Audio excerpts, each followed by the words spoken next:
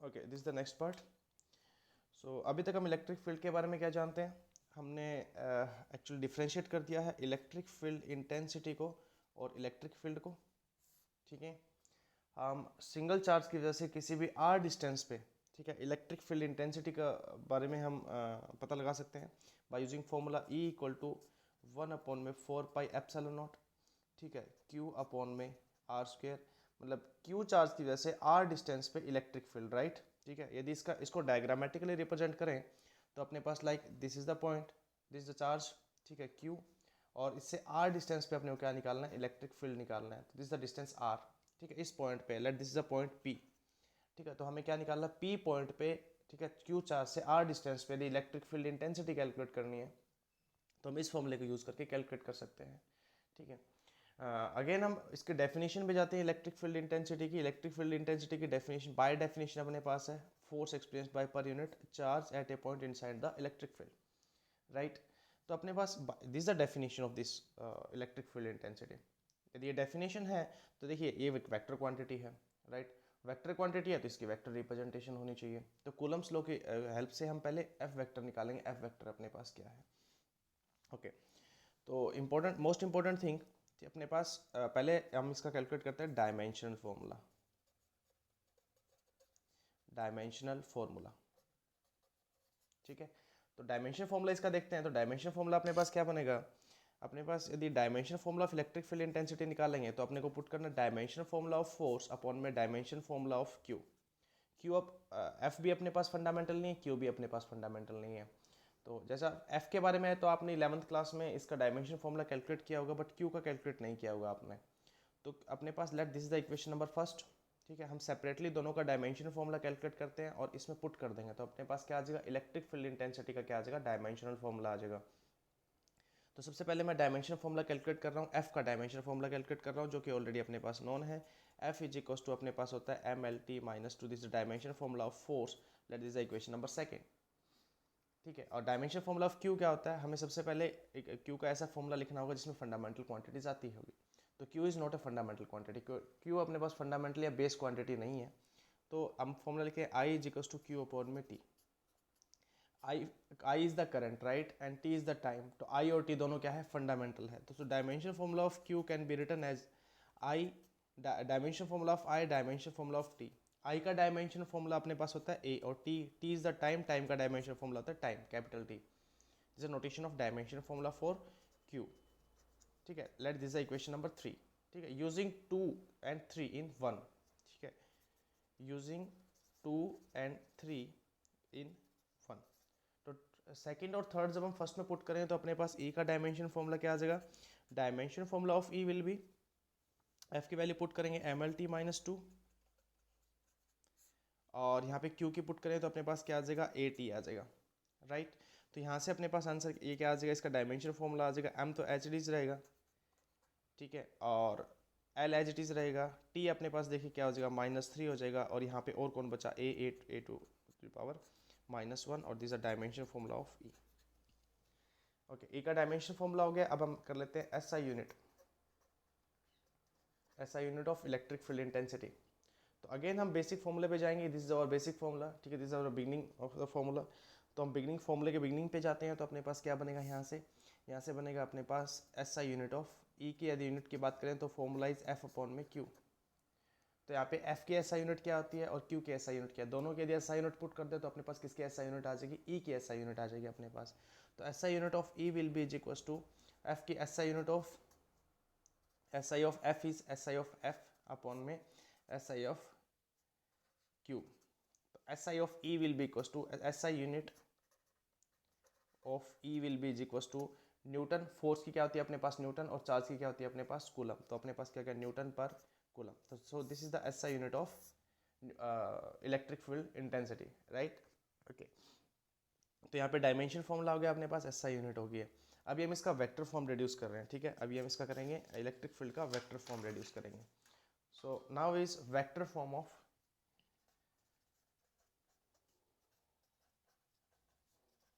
Electric field intensity.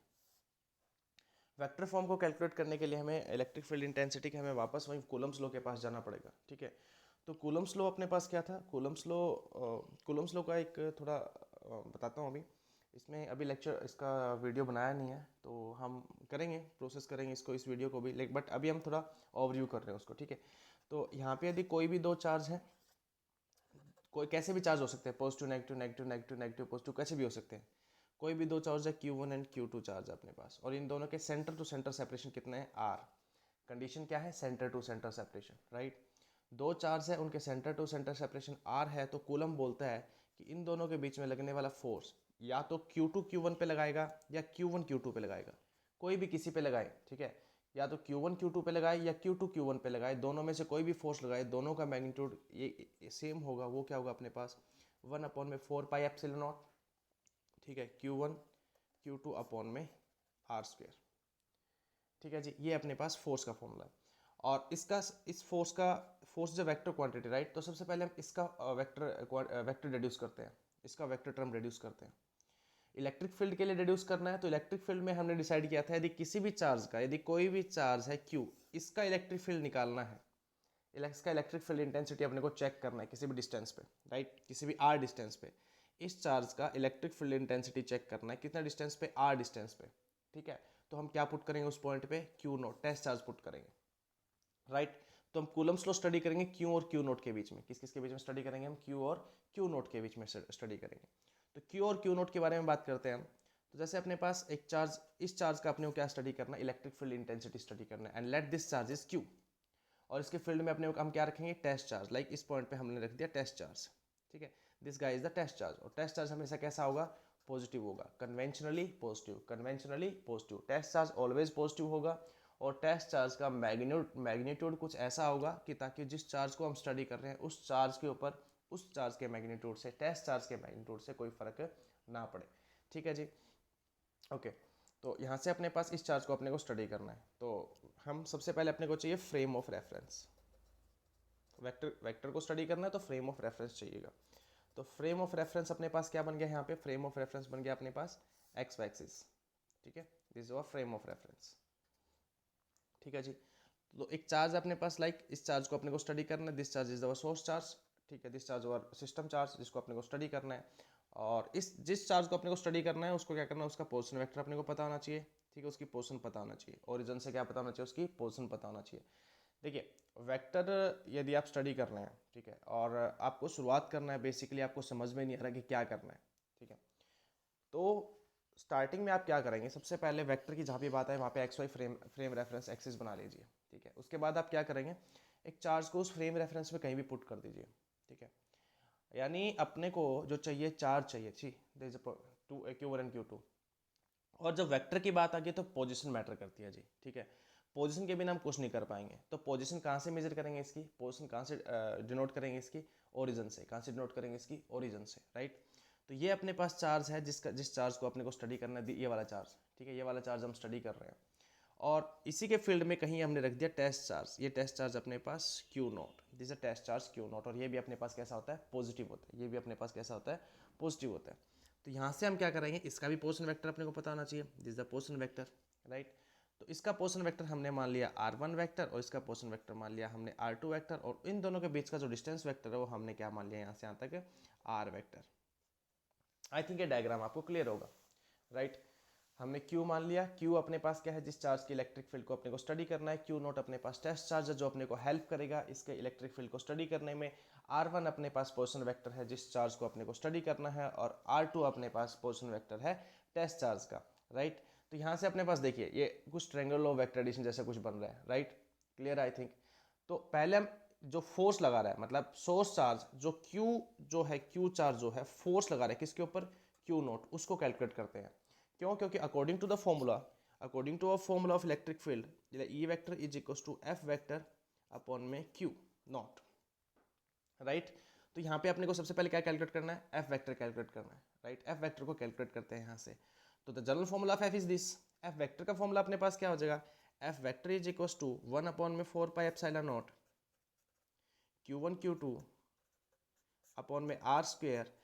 R² is scalar quantity, Q1 Q2 is scalar quantity, 1/4πε0 scalar quantity, ये पूरा scalar है, इसमें से कोई भी वेक्टर नहीं हो सकता। तो हम यहाँ पे एक वेक्टर क्वांटिटी से मल्टीप्लाई करेंगे, R यूनिट वेक्टर, ठीक है। तो यूनिट वेक्टर से मल्टीप्लाई करने से क्या हुआ, इस क्वांटिटी के पास डायरेक्शन आ गई और मैग्नीट्यूड क्या था इसके पास पहले था, this whole guy is the magnitude, ये पूरा अपने पास क्या है, मैग्नीट्यूड है, ठीक है। और ये अपने पास कौन ले आया, डायरेक्शन ले आया, तो अपने पास ये होल क्वांटिटी क्या बन गई, वेक्टर, और इस साइड भी अपने पास क्या है, वेक्टर, ठीक है, क्लियर आई थिंक, ओके। तो यहाँ से देखिए आर ये हो गया, अब अपने अननोन पैरामीटर सिर्फ आर यूनिट वेक्टर है, और आर यूनिट वेक्टर ये रहा था देखिए, ठीक है, आर यूनिट वेक्टर यहाँ से निकालेंगे, तो बाय डेफिनेशन अब अपने पास इक्वेशन नंबर ये होगी फर्स्ट, ठीक है जी। I think this the equation number first लेते हैं, इसको इक्वेशन नंबर सेकंड लेते हैं, क्योंकि हमें इस इक्वेशन की भी जरूरत पड़ने वाली है, ओके। तो यहाँ से हम देखिए आर यूनिट की वैल्यू निकालते हैं, तो R unit by formula R unit is equal to R vector upon में मैग्नीट्यूड ऑफ आर वेक्टर, ठीक है जी, मैग्नीट्यूड ऑफ आर वेक्टर, और मैग्नीट्यूड ऑफ आर वेक्टर को हम क्या लिखेंगे, ठीक है, for reference magnitude of R vector will be written as R, ये हम ऐसा रेफरेंस ले रहे हैं कि मैग्नीट्यूड ऑफ आर वेक्टर को हम आर लिखेंगे, ठीक है, जहाँ भी अपने पास ऐसा ऐसी टर्म को क्या लिखेंगे, हम ये लिखेंगे, ठीक है। तो यदि आप भी कभी एग्जाम में डिराइव करो या टेस्ट में डिराइव करो, तो हमेशा रेफरेंस लिखा करो, हमेशा लिखा करो कि कौन सी क्वांटिटी को, ये स्टैंडर्ड नोटेशन है, राइट, इसको आप कुछ और लिखना चाहते हो तो उसको बताओ कि आप उसको क्या लिखना चाहते हो, ठीक है, this is the better representation, इसके मार्क्स डिडक्ट नहीं होंगे, इससे आपके मार्क्स डिडक्ट नहीं होंगे, और दूसरा इंपॉर्टेंट बात यह कि इससे ये लगता है कि हमने रियली में उस चीज़ को पढ़ा है, ठीक है, रियली में हमें नॉलेज है उस चीज़ की, तो एक्चुअली हमें सिग्निफाई करना भी जरूरी होता है कि हमें नॉलेज है, जो हम कर रहे हैं वो हम सिर्फ तुक्के से नहीं कर रहे हैं, वो हमें आता भी है, तो ये सिग्निफाई करने के तरीके होते हैं, राइट, कि आप उसको मेंशन करो कि आप जो लिख रहे हो वो क्यों लिख रहे हो, ऐसा नहीं कि यहाँ पे मैग्नीट्यूड ऑफ आर लिखा और नेक्स्ट लाइन में आपने लिख दिया R vector is equal to R upon में आर, सीधा ये लिख दे, तो इससे क्या लगता है भाई बाई मिस्टेक इसने लिख दिया, आप भी सोचिए सर, यहाँ पे यदि साइन यदि हम अचानक नेक्स्ट स्टेप में ड्रॉप कर दें बिना कोई रीजन के, ठीक है, तो अचानक क्या लगेगा अपने को, फॉल्टी लगेगा, तो ये फॉल्टी नहीं है अपने पास, हमें अपनी नॉलेज को जो है सिग्निफिकेंटली इंप्रूव भी करना है और उसको शो भी करना है यदि हमें आता हो तो इंपॉर्टेंट टर्म अपने पास क्या है यहाँ पे, आर वेक्टर को कैलकुलेट करना और उसका मैग्नीट्यूड कैलकुलेट करना, ओके। तो दिस इज इक्वेशन नंबर 3। अब देखिए फ्रॉम दिस डायग्राम, इस डायग्राम से देखिए आपने वो पढ़ा होगा vector law, vector addition, triangle law, तो देखिए ये दोनों कॉन्टिन्यूस साइड बन रही है, R1 वेक्टर और R वेक्टर कॉन्टिन्यूस साइड बन रहे हैं, देखिए ये इधर डायरेक्शन, ये इधर डायरेक्शन, तो R1 vector plus R vector ये क्या जा रहा है अपने पास, इस डायरेक्शन के अपोजिट जा रहा है, तो अपने पास क्या बन जाएगा, using triangular law of vector addition, ठीक है, using triangular law of vector addition क्या बनेगा, R1 vector plus R vector is equal to R2 vector, but हमें कैलकुलेट क्या करना है, हमें कैलकुलेट क्या करना है यहाँ से, देखिए हमें यहाँ से कैलकुलेट करना है R वेक्टर कैलकुलेट करना है, सी, तो इसको कंटिन्यू करते हैं हम, यहाँ से कैलकुलेट करेंगे हम R वेक्टर, तो R वेक्टर यहाँ से कितना आ जाएगा, R vector is equal to R2 vector minus R1 vector, तो एक चीज़ तो क्लियर हो गया अपने पास, क्या कैलकुलेट करना था अपने को, R वेक्टर अपने को मिल गया, अब नेक्स्ट क्या करना है अपने को, मैग्नीट्यूड ऑफ R वेक्टर, ठीक है, late this guys is the equation number 4, ठीक है। तो अभी अपने को मैग्नीट्यूड आर वेक्टर कैलकुलेट करेंगे, तो दोनों साइड हम क्या लगाते हैं यहाँ पे मैग्नीट्यूड, और इसको हम क्या लिख रहे हैं, आर लिख रहे हैं, इस साइड हमने मैग्नीट्यूड लगाया तो इस साइड भी मैग्नीट्यूड लगेगा, राइट, तो magnitude of R2 vector minus R1 vector, यहाँ पे मैग्नीट्यूड लग गया, आई थिंक ये आपको क्लियर होगा, ठीक है। तो R vector is equal to R vector, ये अपने पास होगा, let this the equation number 5। अब देखिए अपने को क्या क्या चीज़ की जरूरत थी, एफ वेक्टर में अपने को आर यूनिट पुट किया था हमने, ठीक है, और इस वैल्यू को हमें यहाँ पुट करना है, राइट, तो देखिए सबसे पहले हम पुट कर रहे हैं आर मैग्नीट्यूड को, see R magnitude, this guys the R magnitude, equation number 3 में पुट कर रहे हैं 4 और 5, ठीक है, यूजिंग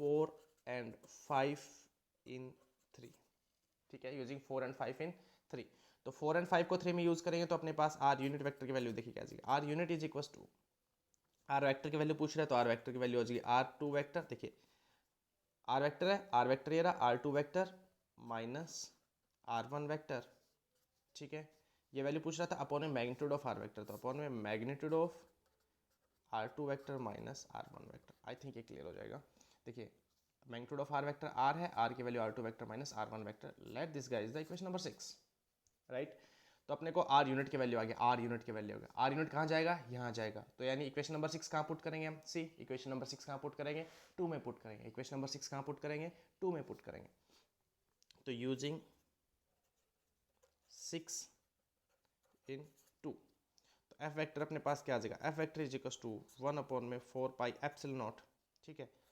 Q1 Q2। और ये देखिए जो आर स्क्वेयर है अपने पास, आर की वैल्यू ऑलरेडी हम कैलकुलेट कर चुके हैं, राइट। आई थिंक ये आपको क्लियर होगा, है ना। तो आर यूनिट अपने पास क्या बन रहा है, आर यूनिट की वैल्यू देखिए हमें पुट करनी है। आर यूनिट की वैल्यू यहाँ पे क्या आ जाएगी, आर यूनिट की वैल्यू देखिए हमने यहाँ निकाल रखी है, R2 vector minus R1 vector whole upon में magnitude of R2 vector minus R1 vector, ठीक है। और R2 माइनस R1 वेक्टर देखिए क्या था, R था ना, और यहाँ भी क्या है अपने पास R है, यानी R की वैल्यू हम इसके अंदर भी पुट करेंगे, यहाँ पे इस वाले टर्म के अंदर देखिए ये वाले R की वैल्यू यहाँ भी पुट करेंगे हम, तो उसका क्या कर देंगे हम, स्क्वायर कर देंगे। तो F वेक्टर अपने पास क्या आ जाएगा, F vector is equal to 1/4 pi epsilon naught, ठीक है, Q1 Q2, ठीक है। इधर आ गया अपने पास R2 vector minus R1 vector, ठीक है। और यहाँ पे R स्क्वायर की वैल्यू पुट करनी है, मतलब R2 vector minus R1 vector magnitude whole क्या आ जाएगा, स्क्वायर, ठीक है। और यहाँ पे ऑलरेडी क्या था अपने पास, R2 vector minus R1 vector. तो देखिए 2 पावर और ये एज इट इज टर्म है, तो अपने पास क्या हो जाएगा, टोटल पावर कितना हो जाएगा, 3 पावर हो जाएगा। तो 1/4 pi epsilon not Q1 Q2 R2 vector minus R1 vector, ठीक है। आई थिंक ये क्लियर हो रहा होगा आपको, हाँ। और यहाँ पे हो जाएगा R2 minus R1 vector, vector magnitude whole cube. So ये आ गया अपने पास कूलम्स लॉ का वेक्टर फॉर्म। और सॉरी यहाँ पे हमें गड़बड़ कर दिया, हमने Q1 Q2 से स्टार्ट किया, बट ऑब्जर्वेशन में अपने पास क्या है, यहाँ पे अपने पास Q और Q नोट है। देखिए हमने डायग्राम में क्या मेंशन किया है यहाँ पे, Q एंड Q नोट। तो यहाँ पे हम Q1 Q2 की जगह हम क्या लिख देंगे, Q F vector is equal to 1/4 pi epsilon naught Q into Q naught R2 vector, ठीक है, R2 vector minus R1 vector, R2 vector minus R1 vector magnitude whole to the cube. तो ये आ गया अपने पास इक्वेशन नंबर 7 लेफ्ट। तो बड़ी interesting बात है कि अपने पास देखिए फाइनली अपने पास दिस, इसको हम बोलते हैं vector form of Coulomb's law, this a vector form of Coulomb's law. और vector form of Coulomb's law कहाँ पुट करेंगे, जो हमने पहले इक्वेशन बनाई थी, सी ये वाली इक्वेशन, देखिए ये वाली इक्वेशन, इस वाले इक्वेशन में vector form of Coulomb's law हम पुट करेंगे। तो इसमें पुट करेंगे तो अपने पास देखिए क्या आएगा, यहाँ से देखिए ई वेक्टर अपने पास देखिए क्या है, ई वेक्टर है अपने पास this guy, E vector using 7 in 1, तो E vector is equal to 1/4 pi epsilon naught को के लिख रहे हैं हम, राइट। 1/4 पाई एप्सिलॉन नॉट को क्या लिख रहे हैं, के कांस्टेंट। एफ वेक्टर की वैल्यू पुट करनी है पहले, Q naught R2 vector minus R1 vector upon में